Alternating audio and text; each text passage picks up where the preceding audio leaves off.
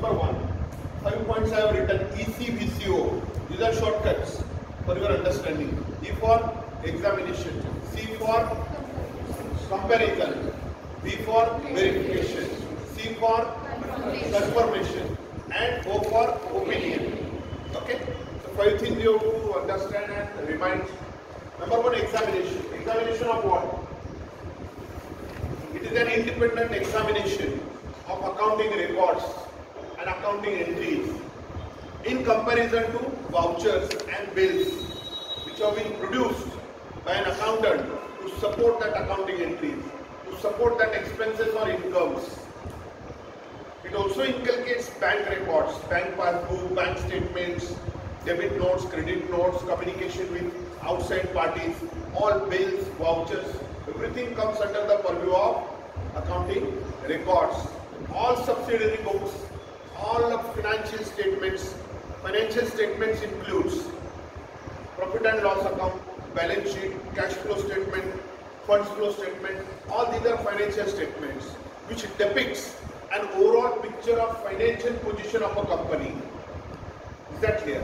So this is what the job of an auditor, to reconcile, check, examine all these accounting records with financial statements. Okay.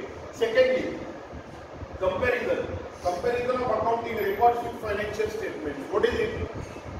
If throughout the year your expenses on salary are shown 10,50,000, so comparison will be done with accounting records. If in profit and loss account salary is debited 10,50,000, the auditor will ask, show me the records of 10,50,000 from the month of April, May, June, July. You will take total. You will check salary records, bank records, whether salary had been sent to the bank or not. Where are the bank statements? What are the entries made in passbook? This is what comparison.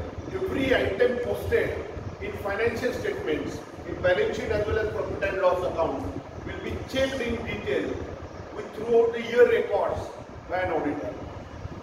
That is the job of an auditor. Verification, inspection of the assets and financial statements. Now in case of assets, if it is a building and the value shown is 2 crore 50 lakhs 50,000, so what is its depreciation charged for the year? Section 32 of the Income Tax Act 1961 talks about depreciation of assets, fixed assets. Okay? Whether it is shown as book value, whether it is shown as market value, what is the rate of depreciation, what is the block of asset, what is the rate of depreciation charge, whether it is correct or not, whether depreciation is shown debited to profit and loss account or not. All these things will be taken care of by an auditor. Exactly. Values of assets. Now physical inspection is also there. Auditor can visit where the plant is situated, where the building is situated.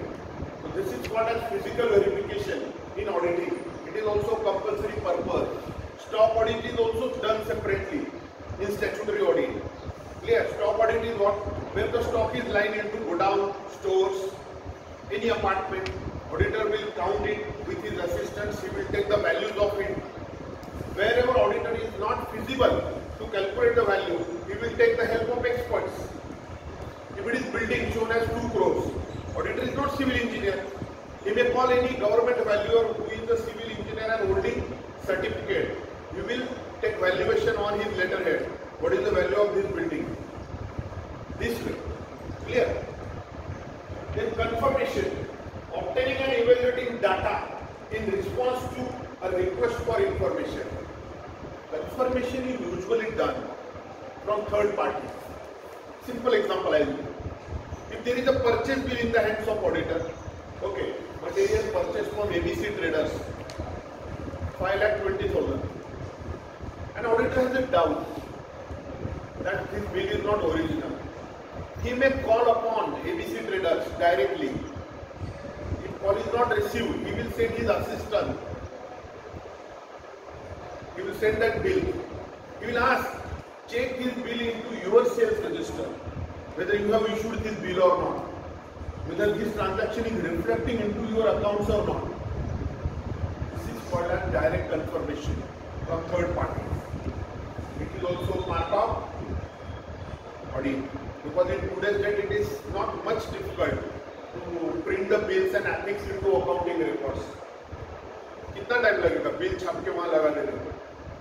So confirmation is very important process in auditing, in the nature of auditing. Then opinion on the financial statements about its true and fair view. Here I have written true and fair view. What is true and fair view? True and fair view is the compulsory remark of an auditor in a specified language. At the end of the audit, auditor has to submit audit certificate. He has to sign with his stamp, seal and signature, date and time. उसके एक format है. Auditor shall not write anything in a vague language. I'll read the format of true and fair view audit certificate. Focus. I, Mr. X, appointed as the statutory auditor of Bajaj Auto Limited, Pune, for the financial year 2021-22. Second paragraph. In my opinion, all the books of accounts were available for the purpose of the statutory audit. Third paragraph. In my opinion, all the accounting entries and books of accounts are showing true and fair view. Full stop. Signature. ये लिख के देना है उसको. इसका मतलब auditor has been convinced about the authenticity and originality of the accounting records. आपको ये सब किस लिए करना है भाई? वो इसलिए कि in case of public company, public is substantially interested. पैसा public का लगता है public company में. It is responsibility of the government, law and legislature to protect the interest of public investors, and that's why the machineries like SEBI are working, Securities Exchange Board of India, those who control and regulate the functioning of companies. And I hope it is understood. So true and fair view is must. अब आप बोलोगे कहीं पे अगर problem है, चलो fraud है वहां पे, ऑडिटर कैसे लिखेगा? तो थर्ड पैराग्राफ में वो लिखेगा, in my opinion all books of accounts are showing true and fair view except purchases in which there are no vouchers और bogus vouchers for amount of ₹3 crore 10 lakh 50,000. Appendix 1 bracket में लिख देगा, certificate दे देगा. Appendix में जाके लिखेगा director Y is responsible, manager so and so, and that's why पूरा report लिखना है उसको. The report, statutory auditor's report will be read out in an annual general meeting of shareholders. The board of directors is answerable to the shareholders in case of such negative remarks, opinions provided by an auditor about the accounting records of the company. I hope it is understood.